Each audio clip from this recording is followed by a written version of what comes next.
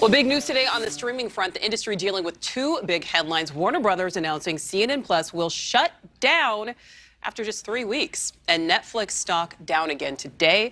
News this week that it lost subscribers. There are close to 50 streaming services in North America alone.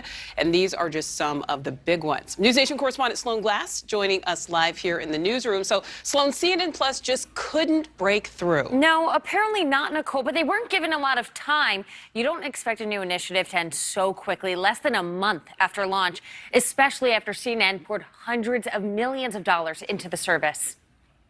CNN executives had reportedly expected to bring in about 2 million paid subscribers in CNN Plus's first year.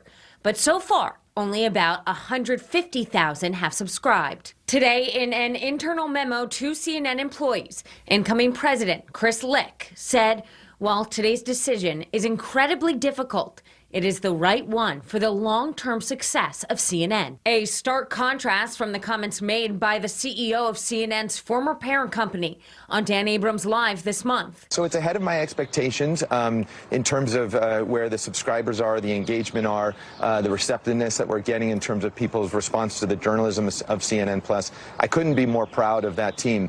And it's not an exaggeration, Deidre, to say that that is the future of CNN. There are reports saying that CNN executives were pleased with the early progress of the new venture. CNN spent around $300 million on the service. Lick told employees the quality of the product was not the issue, but that CNN Plus did not fit with the corporate strategy. It's not your fault that you had the rug pulled out from underneath you, Lick told staffers. Lick takes over after former CNN president Jeff Zucker resigned from the cable company, related to a consensual relationship with another CNN executive. We're still waiting for word on the futures of some of the high-profile names who signed on at CNN Plus, including former Fox News anchor Chris Wallace, Casey Hunt, formerly of NBC News, and Jamel Hill, who's known for her work at ESPN.